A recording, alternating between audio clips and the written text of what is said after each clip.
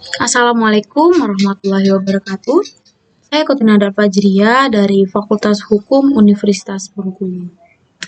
Di sini saya akan menjelaskan sedikit mengenai materi jual beli dalam perusahaan dalam konteks hukum dagang. Baik, langsung saja saya akan menjelaskan sedikit apa itu jual beli. Jika kita lihat dalam pasal 1457 KUH Perdata, jual beli itu adalah suatu perjanjian dengan mana pihak yang satu mengikatkan dirinya untuk menyerahkan suatu bendaan dari pihak yang lain untuk membayarkan harga yang telah diperjanjikannya. Juga jual beli dalam perusahaan ini diatur dalam pasal 1457 sampai 1540 KUH Perdata bahwa perbuatan perusahaan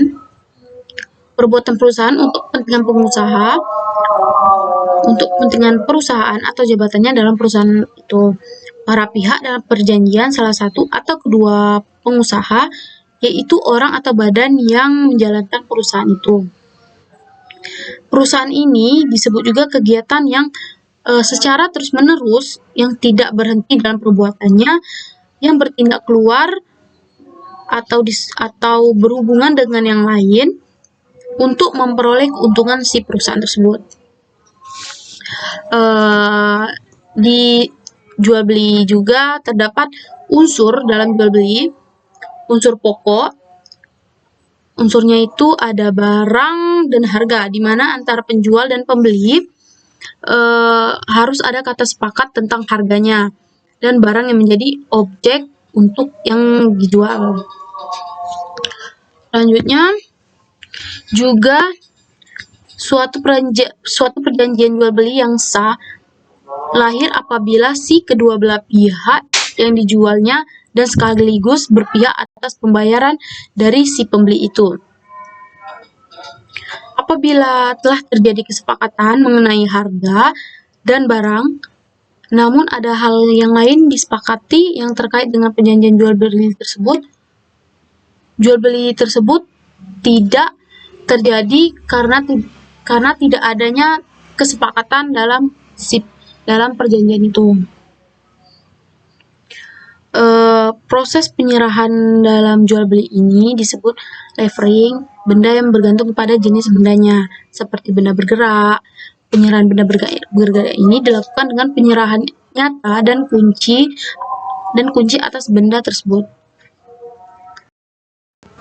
Lalu ada piutang atas nama dan benda tak bertubuh. Yang dimaksud ini penyerahan akan piutang atas nama dan benda tak bertubuh lainnya dilakukan dengan sebuah akta otentik atau akta di bawah tangannya. Lalu ada benda tidak bergerak. Untuk benda tidak bergerak, penyerahan ini dilakukan dengan pengumuman akan akta yang bersangkutan di kantor penyimpanan hipotek. Baik, selanjutnya ada jual beli perniagaan atau perusahaan.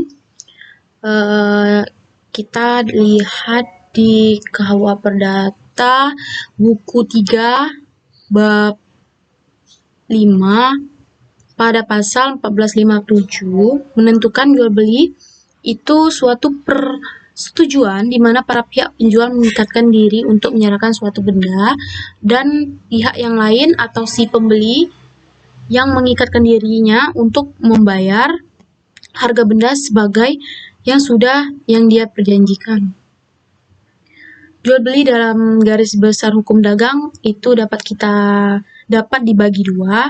Pertama ada jual beli keperdataan hukum dagang. Jual beli keperdataan itu jual beli yang dapat dilakukan dengan siapa saja dengan tujuan memenuhi kebutuhan primer atau pokok si pembeli. Lalu yang kedua ada jual beli perusahaan. Jual beli perusahaan ini yang dimaksud jual beli yang dilakukan oleh para pengusaha atau pedagang dengan tujuan untuk memenuhi kebutuhan perusahaan yang mendapatkan keuntungan si perusahaan itu. Lalu menurut para ahli Zeymaker, jual beli perusahaan ini adalah suatu perjanjian jual beli sebagai perbuatan perusahaan, yakni perbuatan pedagang atau pengusaha lainnya yang berdasarkan perusahaannya atau jabatannya melakukan perjanjian jual beli. Selanjutnya ada, nah, jual beli perusahaan ini di mana dalam penyerahannya barang yang dilakukan untuk menggunakan alat angkut khusus dengan syarat-syarat khusus yang pembayarannya bisa dilakukan melalui bank dengan menggunakan dokumen berharga. Jual beli perusahaan ini yang bersifat yang bersifat nasional dan ada yang bersifat internasional. Dikatakan bersifat nasional apabila antara penjual dan pembeli dalam wilayah negara yang sama. Dan dikatakan bersifat internasional itu apabila terjadi antara si penjual dan pembeli yang bertempat tinggalnya dalam wilayah negara yang berlainan atau di luar negara lain. Di sini jual beli perusahaan itu antara negara, prestasi penjual disebut dengan impor, kegiatan ekspor impor, yaitu perbuatan penyerahan barang oleh penjual kepada si pembeli, dan prestasi pembeli disebut dengan devisa, yaitu perbuatan pembayaran harga barang oleh pembeli kepada penjual dengan alat pembayaran di luar negeri. Lalu di dalam jual beli perusahaan ini terdapat dokumen yang sangat diperlukan. Pertama ada transport dokumen atau IL. Kedua ada insurance dokumen atau polis. Ketiga ada commercial invoice. Lalu ada payment dokumen. Lalu ada certificate of origin. Lalu ada juga packing list, dan yang terakhir weight list. Nah, di sini BL itu seperti dokumen pengangkutan yang berisi daftar semua barang-barang yang dikirim kepada penjual, yang dikirim dari penjual kepada si pembeli sesuai dengan apa yang diperjanjikan oleh kedua belah pihak. Lalu asuransi dokumen ini atau polis asuransi bahwa yang dimaksud tanda bukti barang-barang yang dikirim sudah diasuransikan. Polis asuransi ini juga penting untuk menjamin kerugian yang ditimbulkan pada saat terjadinya kerusakan barang tersebut. Jika dalam jual beli perusahaan, asuransi ini sebagai pengalihan keselamatan dalam proses pengiriman barang. Ini juga sangat penting. Lalu packing list ini adalah suatu daftar tentang satuan barang yang akan dikirimkan dibuat oleh barang pengepakan. Packing list ini daftar berisi tentang nomor kode masing-masing barang, berat masing-masing barang, ukuran, dan lain-lainnya tergantung si penjualnya. Lalu ada weight list, itu daftar timbangan barang untuk menimbang barang-barang di pelabuhan muatannya. Baik, selanjutnya di sini dalam jual beli perusahaan ada syarat-syarat penyerahannya dan pembayaran. Ada FAS atau free alongside ship. Syarat FAS ini artinya penjual menyerahkan barang di samping kapal-kapal disediakan pembeli pelabuhan pemuatan. Si pembeli menanggung pemuatan. Pembeli menanggung biaya pemuatan ke dalam kapal, premi asuransi, uang angkutan, biaya pembongkaran, dan ongkos-ongkos lain di gudangnya. FAS ini artinya juga seperti bebas samping kapal, yang maksudnya adalah bahwa penyerahan barang dilakukan di dermaga di samping kapal yang disediakan oleh pembeli di pelabuhan. Hak milik dan resiko atas barang beralih kepada si pembeli sejak saat barang ditempatkan di dermaga di samping kapal. Semua biaya muat, premi asuransi, dan pengangkutannya dibebaskan pembayarannya kepada si pembeli. Lalu yang kedua ada FOB atau free on board, artinya bebas di atas kapal, yang maksudnya bahwa penyerahan barang dilakukan di atas kapal yang disediakan oleh pembeli di pelabuhan. Hak milik dan risiko atas barang beralih kepada si pembeli sejak saat barang ditempatkan di dermaga di samping kapal. Semua biaya premi, asuransi, biaya angkatan, pembongkaran, dan kerugian sampai di gudang pembeli menjadi tanggung jawab si pembeli. Lalu ada syarat CIF atau Cost, Insurance, and Freight, artinya ongkos, premi, asuransi, dan biaya angkutan. Ini dimaksud bahwa semua ongkos, premi, asuransi, biaya angkutan barang sampai di pelabuhan, pembongkaran menjadi tanggung jawab si penjual. Penjual harus mengantarkan barang sampai di pelabuhan pembeli.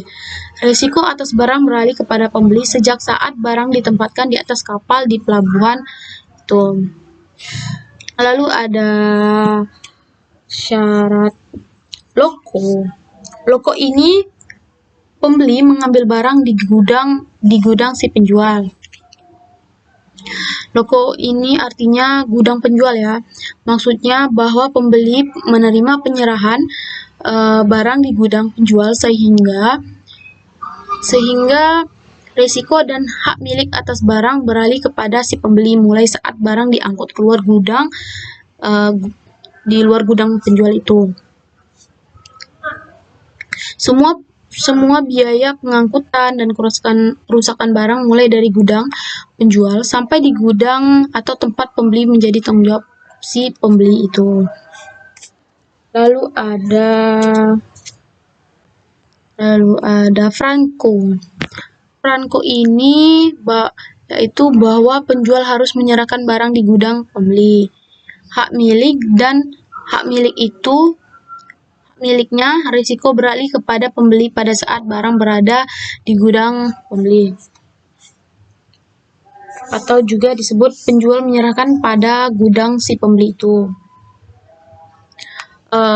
Selanjutnya, syarat pembayaran dalam jual beli perusahaan atau penyediaan. Pembayaran dalam jual beli perusahaan dilakukan melalui bank dengan menggunakan surat-surat berharga dengan cara khusus yang pada dunia perbankan dikenal dengan LC, Letter of Credit. Dalam hal penyerahan dan pembayaran dokumen-dokumen pendukung yang dikenal dalam jual beli perusahaan.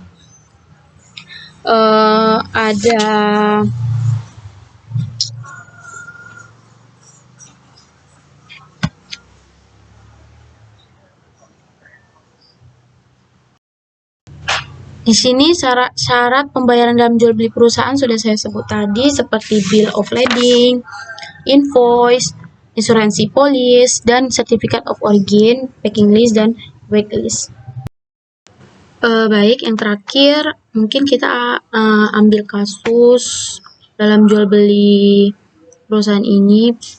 Pada contoh kasus one prestasi yang terjadi pada perjanjian jual beli antara PT Daya Kobelco dan PT Catur Batavia Trasindo. Di sini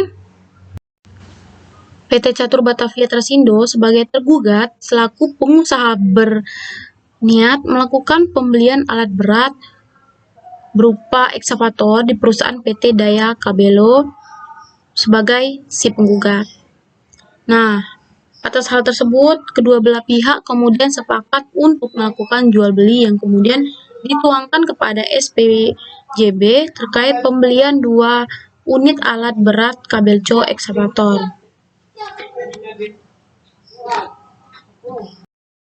Yang dengan total harga sebesar $770.000 dan SPJB yang dibuat dan disepakati oleh kedua belah pihak sudah memenuhi syarat hukum sahnya suatu perjanjian sebagaimana diatur pada pasal 1320 KUH Perdata.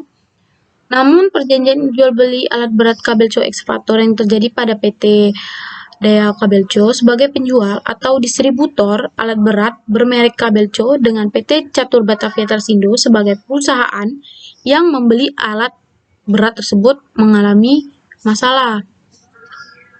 Seperti masalahnya karena adanya wan prestasi yang dilakukan oleh PT Catur Batavia Trasindo, di mana PT Daya Kabelco sebagai penggugat telah melaksanakan kewajiban secara penuh dan sempurna sesuai dengan isi perjanjian SPJB yang telah disepakati oleh kedua belah pihak.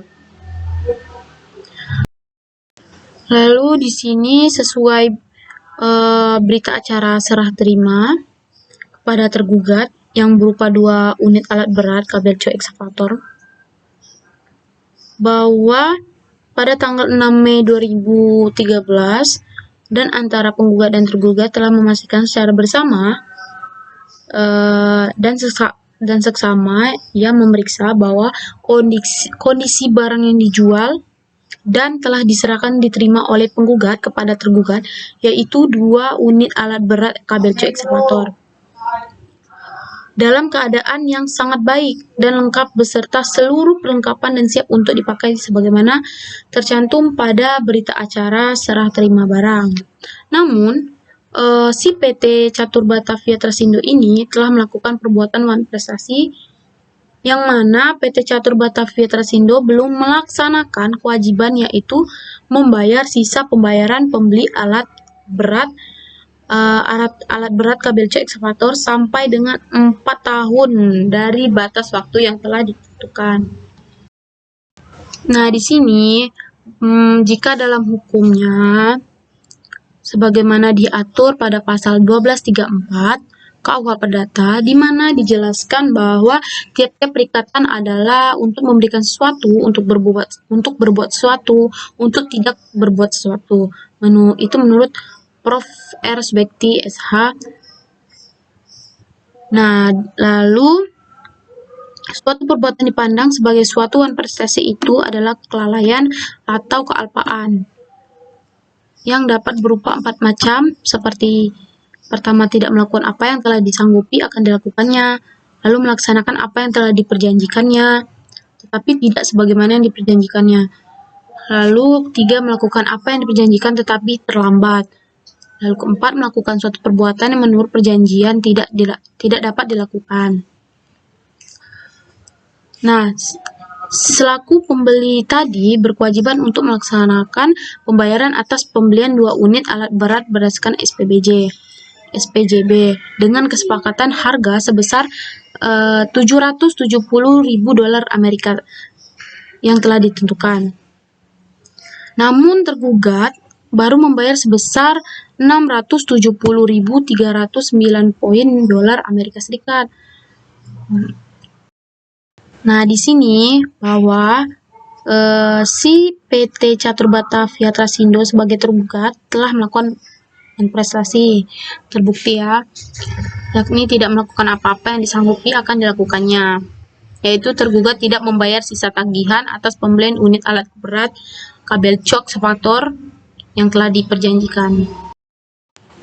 Karena tergugat ini tidak melakukan pembayaran kewajiban kepada si penggugat sesuai nilai hutangnya, dan tidak pula sesuai dengan waktu yang telah disepakati, bahkan telah melampaui atau melewati batas waktu pembayaran yang serta sampai dengan saat ini masih memiliki sisa hutang pembelian unit alat berat, maka tergugat ini secara hukum patut disebut telah ingkar janji atau wan prestasi dalam melaksanakan kewajibannya kepada si penggugat.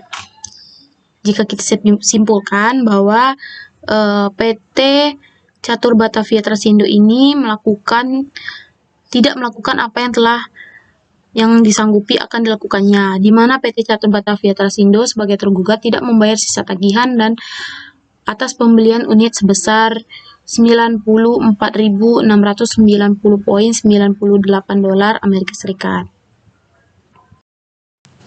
Dalam kasus ini dapat diselesaikan secara hukum apabila suatu perjanjian telah dibuat harus sah menurut hukum, karena apabila ada cedera dalam perjanjian tersebut bisa dibawa ke jalur hukum yang memiliki bukti yang kuat. Bukti kuat itu apa? Yang kita lihat yang telah diatur dalam pasal 1320 KUH Perdata yang berbunyi, kesepakatan mereka yang mengikatkan dirinya, para pihak yang hendak mengadakan suatu perjanjian harus lebih dahulu bersepakat atau setuju mengenai hal-hal pokok dari perjanjian yang akan diadakan tersebut. Lalu kecakapan untuk membuat suatu perikatan, orang yang cakap itu adalah orang yang sudah dewasa, orang yang tidak di bawah pengampuan, dan perempuan yang sudah bersuami. Lalu suatu pokok persoalan tertentu, objek perjanjian harus jelas dan dapat ditentukan. Lalu ada suatu sebab yang tidak terlarang atau halal, isi perjanjian tidak bertentangan dengan ketertiban umum, kesusilaan, dan undang-undang.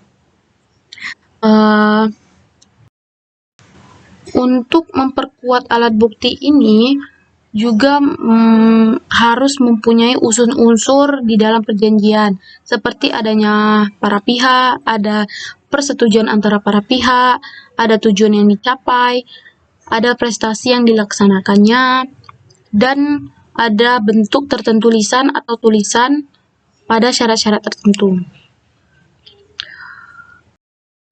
Lalu pada kasus ini diselesaikan oleh pertimbangan hakim dalam memberikan putusan terkait sengketa wan prestasi pada perjanjian jual beli yang dilakukan oleh PT Daya Kobelco dan PT Catur Batavia Trasindo berdasarkan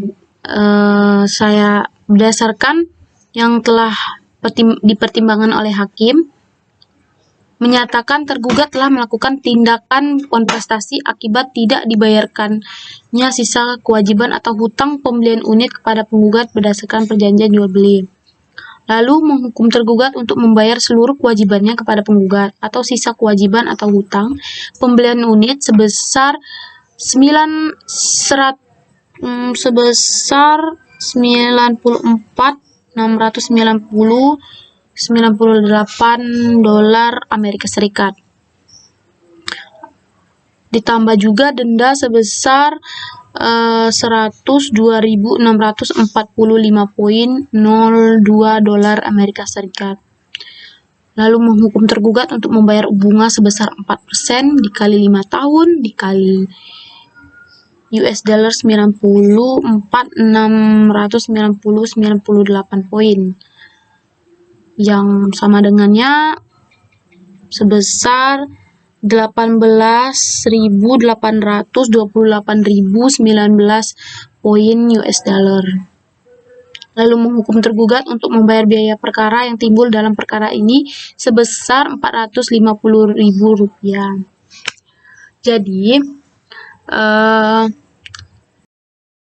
Jadi dapat kita simpulkan bahwa si PT Daya Kobelco dan PT Catur Batavia Trasindo telah terjadi wan prestasi yang dilakukan oleh pihak pembeli, yakni PT Catur Batavia Trasindo. Bentuk wan prestasi ini dilakukan oleh PT Catur Batavia Trasindo yang tidak melakukan apa yang telah disanggupi akan dilakukannya, di mana PT Catur de Batavia Trasindo sebagai tergugat tidak membayar sisa tagihan atas pembelian unit sebesar $94.690,98 Amerika Serikat. Ini juga termasuk dalam kasus jual beli perusahaan. Mungkin itu saja yang dapat saya jelasin, poin-poin yang sudah saya paparkan. Mohon maaf jika terdapat kesalahan dalam penyebutan dan perkataan. Terima kasih, sampai jumpa. Assalamualaikum warahmatullahi wabarakatuh.